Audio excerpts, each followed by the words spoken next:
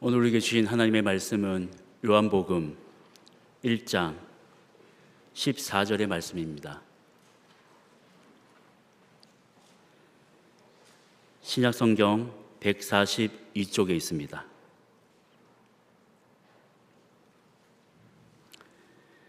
이제 하나님의 말씀을 받들어 읽겠습니다. 말씀이 육신이 되어 우리 가운데 거하심에 우리가 그의 영광을 보니 아버지의 독생자의 영광이요 은혜와 진리가 충만하더라. 아멘. 기도드리겠습니다. 아버지 하나님, 저 천국은 나의 집, 우리의 집인 줄로 믿습니다. 오늘도 저 천국이 우리의 삶에 이루어지게 하옵소서. 여기 이 자리가 생수가 넘쳐나는 천국이 되게 하시고, 여기 이 자리가 생명의 떡이 풍성한 하나님의 집이 되게 하옵소서. 예수님 이름 의지하옵고 기도하옵나이다. 아멘. 이제 9월이나 10월이 되어지면은 교육관이 철거가 되어지고, 교육관에서 예배드리던 유년부, 소년부, 청소년부, 청년부는 이제 본당으로 오게 되어집니다.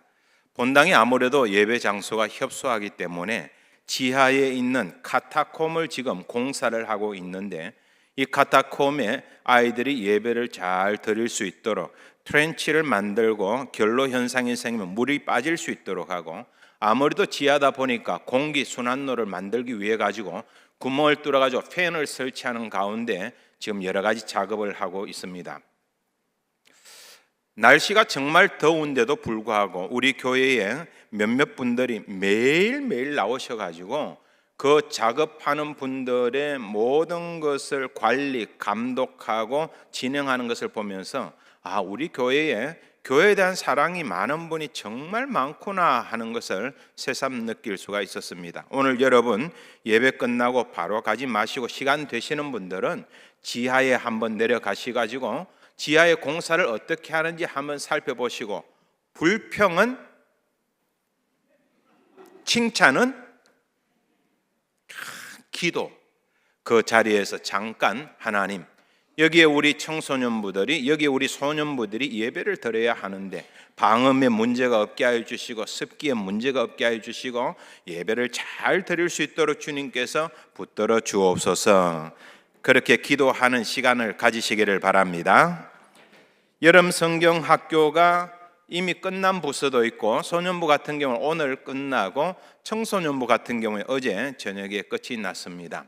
지난주에 소년부 가보니까 얼마나 뜨겁게 진행을 하는지, 소년부가 저녁에 기도 시간에 성령의 역사가 나타나고 소년부가 함께 기도하는 촛불 기도의 모습이 너무너무 아름다운 모습이었고, 청소년분들은 연합 비전 캠프를 가졌는데 중부대학교에서 많은 이들이 모여가지고 연합 비전 캠프를 가지는 모습들이 상당히 도전이 되었습니다. 소년부와 청소년부의 사진 잠깐 한번 보시고, 이건 소년부입니다. 청소년부입니다. 특별히 청소년들이 어떻게 기도회를 하는지 잠깐 한번 영상 보도록 하겠습니다. 16초.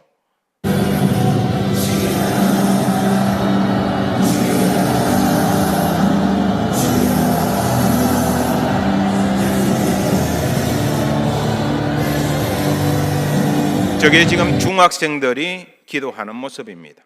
고등학생들이 기도하는 모습입니다. 어떤 단체이든지 어떤 나라이든지 역사나 혹은 문명은 창조적인 소수들이 자리를 잡을 때 발전하고 부흥하게 되어져 있지, 독재적인 지배적인 소수가 권력을 장악하게 되어지면 점점 쇠퇴하거나 멸망하게 되어 있습니다. 항상 문제는 사람이에요. 가족부 장관에 대한 것도 봤습니다마는 우리가 한 나라의 지도자가 되려면은 사람이 여유가 있어야 돼요. 사람에 대한 공경심이 있어야 돼요. 만약에 내가 그걸 권력이라고 생각하게 휘두르게 되어지면은 그 권력은 부메랑이 되어서 자기 자신을 넘어뜨리는 요인이 되고 말 겁니다. 정말 창조적인 소수가 어떤 사람들입니까? 바닷물 가운데 바닷물을 바닷물 되게 하는 것은 2.8%에 이르는 소금 때문입니다. 오늘날 교회가 교회다운 교회로 인정받는 것은 2.8%는 진정 살아있는 사람들 때문에 그렇습니다. 청소년부가 크리스찬이라면, 우리 소년부가 크리스찬이라면 그들의 삶의 자리가 어디에 있든지 하나님의 살아계심을 반드시 선포할 수 있는 창조적인 소수로 하나님께서 그들을 세워주시기를 주님의 이름으로 간절히 소원합니다. 왜 여름 성경학교라고 이야기할까요? 바이블이라고 하는 말이 왜 들어갈까요? 성경의 사람으로 어릴 적부터 교육을 하고 훈련을 하는 가운데 커서도 성경에서 벗어나지 아니하고 성경의 삶을 실천하는 성경의 사람을 만들려고 하는 의도가 있기 때문에 그렇습니다. 그래서 하나님의 말씀은 살아있고 하나님의 말씀은 운동력이 있습니다.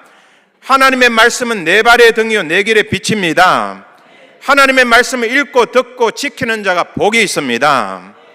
이 하나님의 말씀을 어릴 적부터 가르쳐야 하기 때문에 하나님의 말씀에 대한 자세를, 보는 눈을, 시각을 새롭게 하기 위해 가지고 여름 성경학교라고 이야기하는 겁니다.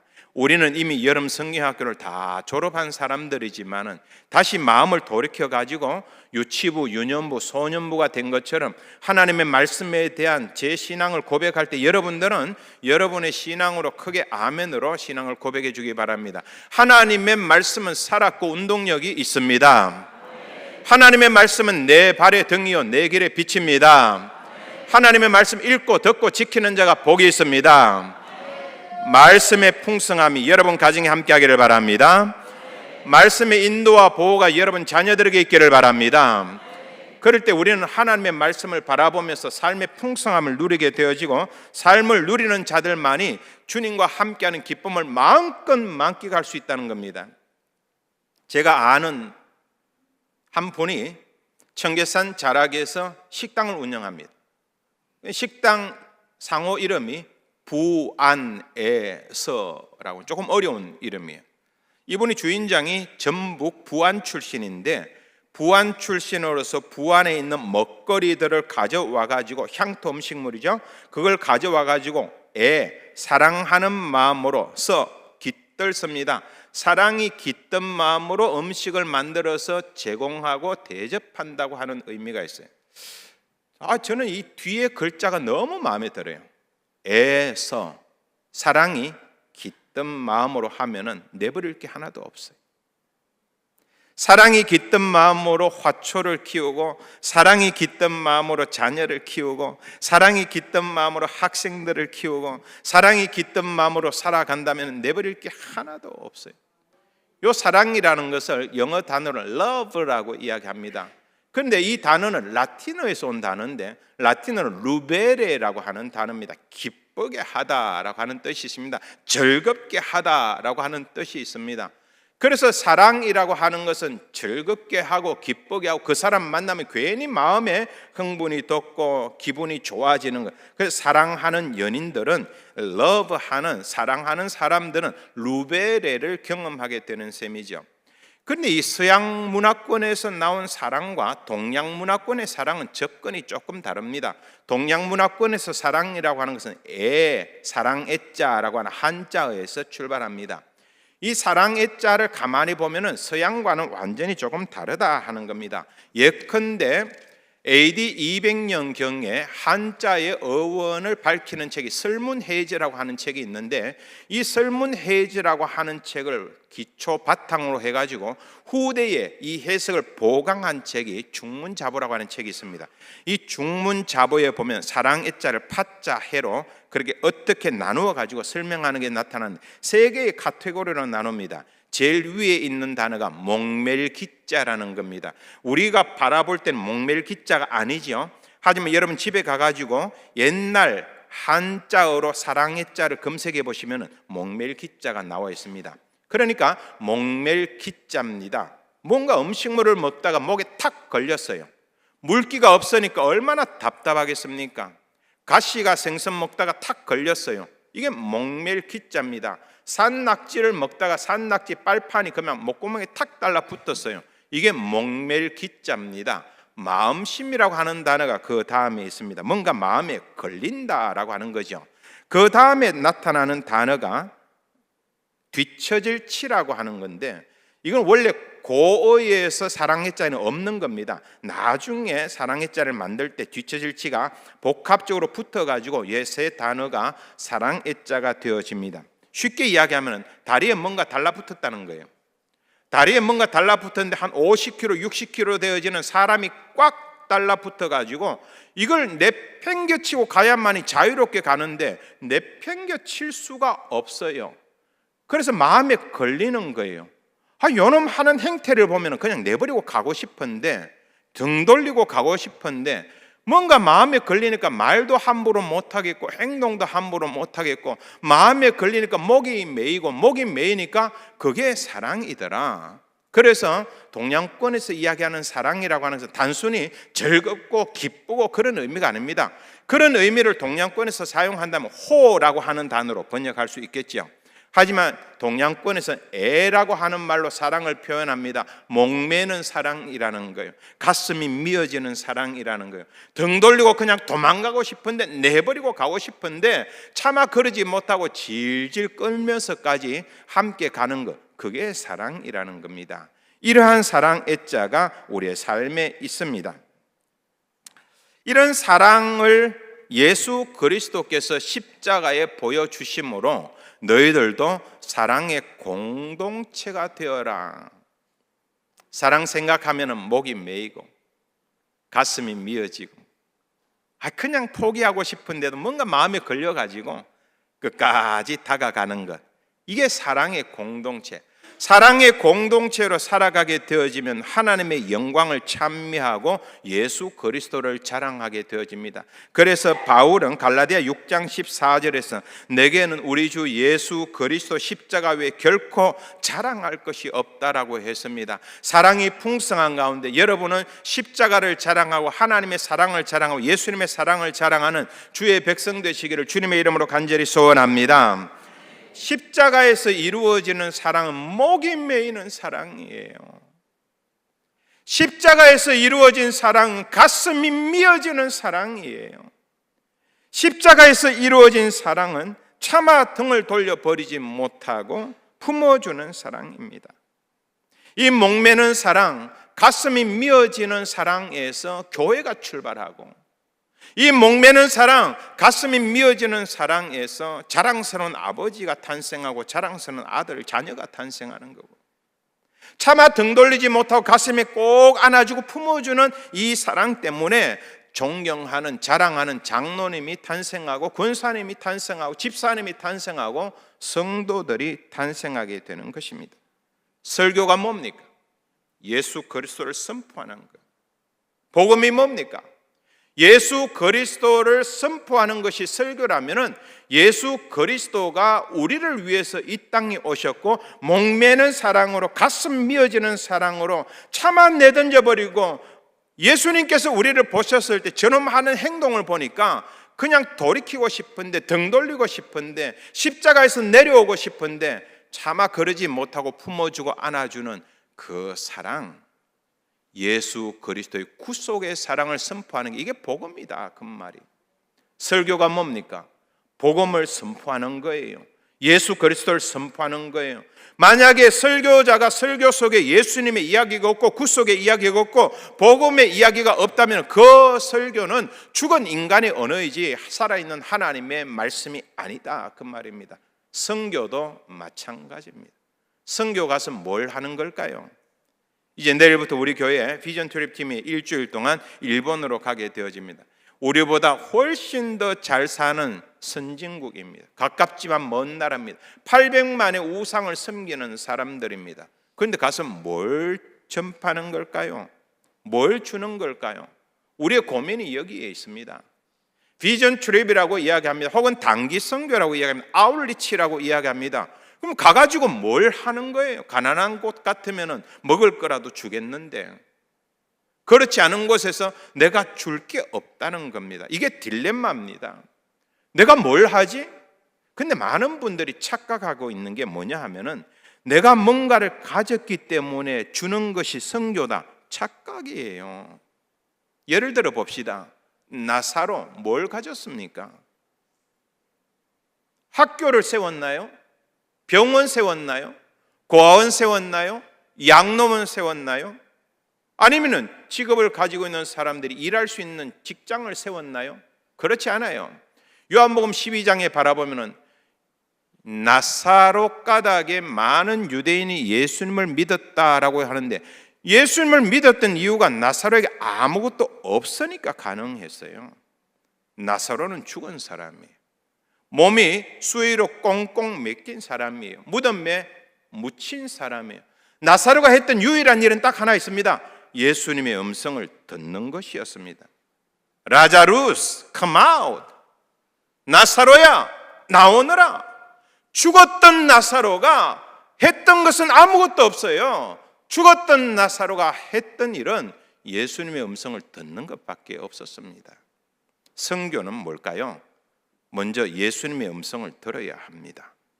예수님의 음성을 들은 자들이 나아갈 때 말이 선교가 되고 행동이 선교가 되고 모든 게 다 선교가 됩니다. 그런데 예수님의 음성을 듣지 아니하고 죽음에서 살아나는 경험이 없다 보니까 자꾸만 방법론을 내세우는 거예요. 어떻게 전해야 될까? 무슨 방법으로 접근해야 될까? 물론 필요 없는 건 아니지만은 우선순위가 분명해야 한다는 겁니다. 예수 그리스도의 말씀을 들은 사람, 나오너라, 죽음에서 나오너라, 구원의 반열에 들었으라. 이 복음을 경험한 사람은 무엇을 하든지 무슨 말을 하든지 무슨 행동을 하든지 하나님께서 책임져 주실 줄로 믿습니다. 저는 여러분들이 선교의 현장에 나가든 아니면 직장의 현장에 나가든 전도의 현장에 나가든 가정에서 일을 지내든 어떠한 형편에서도 예수 그리스도의 음성을 듣고 그 자신감 속에 하루하루를 살아가는 저와 여러분 되시기를 주님의 이름으로 간절히 소원합니다. 오늘 본문 한번 보실까요? 뒷부분은 보지 않고 전반부만 살펴보도록 하겠습니다. 요한복음 1장 14절 다 같이 한번 읽어봅니다.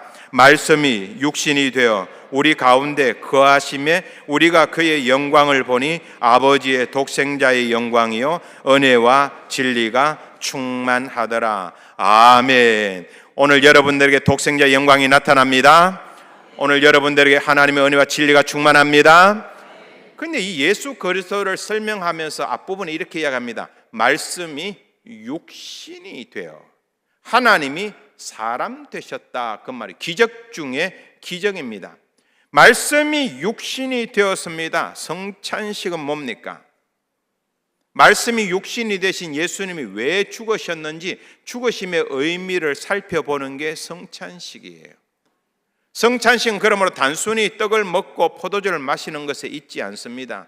이 성찬 예식을 통해 가지고 왜 예수님께서 십자가를 지셔야 했고, 왜 예수님께서 사람이 되셔야 했고, 왜 예수님께서 수치와 모욕을 감당하셔야 했고, 왜 예수님께서 목매이는 사랑과 가슴 미어지는 사랑과 차마 등 돌리지 못하고 품어주는 십자가의 사랑을 우리에게 보여줄 수밖에 없었는지, 예수님은요 태어나시면서 이름 자체가 예수님의 사역의 목적이 있습니다. 예수, 자기 백성을 그 죄에서 구원할 자이심이라. 어떤 방법으로 구원합니까? 죽음으로 구원하는 거예요.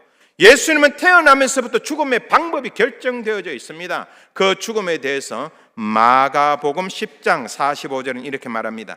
인자가 온 것은 섬김을 받으려 함이 아니라 도리어 섬기려 하고, 그 다음 다 같이 한번 읽어봅니다. 자기 목숨을 많은 사람의 대속물로 주려 함이니라. 아멘. 이 예수 그리스도를 우리가 십자가에서 발견하는 줄로 믿습니다. 우리가 발견하는 예수 그리스도. 근데 마르틴 루터는 성경을 읽어 내려가다 로마서에서 이 예수님을 발견하게 됩니다. 누구든지 자기의 목숨을 대속물로 주신 예수 그리스도를 믿기만 하면은 구원을 얻는 줄로 믿습니다. 그래서 로마서를 통해 가지고 마르틴 루터가 이신득의예요. 이게 바울이 외쳤던 신앙 논조입니다. 믿음으로 의롭게 되어진다는 말이죠. 우리가 성찬 예식에 참여합니다. 떡은 예수님의 찢기신 몸입니다. 포도주는 예수님의 흘리신 피입니다.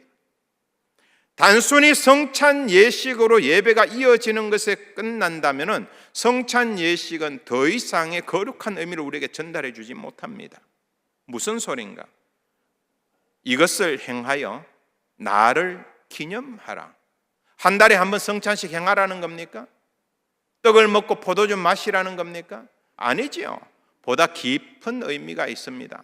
성찬식을 행할 때마다 목매이는 사랑을 느끼고 가슴이 미어지는 예수님의 사랑을 느끼고 차마 등 돌리지 못하고 우리를 안아주시고 품어주시는 예수님의 그 사랑을 내가 마음껏 느낄 때에 우리는 성찬 예식의 1차적인 목표를 달성하게 되는 겁니다. 그러므로 성찬 예식을 통하여서는 사랑을 확인하는 겁니다. 두 번째, 말씀이 육신이 되었다라고 했습니다. 예수님이 하나님이 사람이 된 것을 이야기합니다. 말씀이 육신이 된 것, 이게 성찬입니다. 무슨 말인가요? 말씀이 육신이 되셔서 우리를 위해서 몸이 찢기고 피를 흘리신 것, 이게 성찬이에요. 말씀이 육신이 되신 것, 이게 복음이에요. 말씀이 육신이 된 게 이게 설교예요. 그런데 예수님은 한 걸음 더 나아갑니다. 너희들도 이 세상에 나가서 말씀이 육신이 된 것처럼 체화되어진 거룩한 삶을 살아라 하는 거예요. 하나님이 모든 걸 다 내려놓고 낙디 낮은 사람이 되신 것처럼 낮은 곳으로 향하고, 사람을 구원하기 위해서 십자가를 지신 것처럼 희생의 길을 걸어갈 수 있고, 차마 등 돌리지 못하는 품어주는 사랑 때문에 오늘도 용서하고 오늘도 사랑을 실천하고 몸부림치는 우리의 삶을 통하여 거룩한 예배가 완성이 되어지는 겁니다. 그래서 말씀이 육신이 되셨다는 것은 그건 단순히 예수님을 이야기하는 것만은 아닙니다. 한 걸음 더 나아가서 성찬 예식을 통하여 우리가 삶에서 거룩한 예배를 드릴 수 있도록 너희가 정신 차려야 된다. 목매이는 사랑의 실천자가 되어야 되고, 가슴 메이는 사랑의 실천자가 되어야 되고, 차마 등 돌리지 못하는 그 품어주는 사랑의 실천자가 되어야 돼. 그럴 때 우리의 성찬은 거룩한 삶의 예배로 완성되어진다는 겁니다. 저와 여러분이 성찬에 참여해서 예수 그리스도를 다시 한번 확인하고 나아가서 우리의 삶이 거룩한 성찬이 될 수 있도록 저와 여러분의 삶에 하나님의 역사가 함께하기를 주님의 이름으로 간절히 소원합니다. 기도드리겠습니다. 아버지 하나님, 말씀이 예배가 성찬으로 끝날 때 우리는 모든 예배의 중심이 핵심이 예수 그리스도임을 고백하게 됩니다.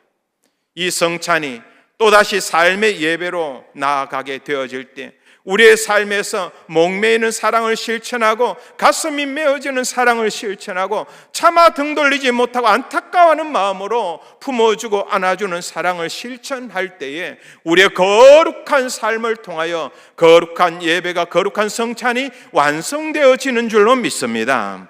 오늘도 말씀이 육신이 된 것, 단순히 예수 그리스도의 구원 사건뿐만이 아니라 우리의 삶에서도 말씀이 육신이 되는 역사가 있게 하여 주시옵소서. 예수님 이름 의지하옵고 기도하옵나이다. 아멘.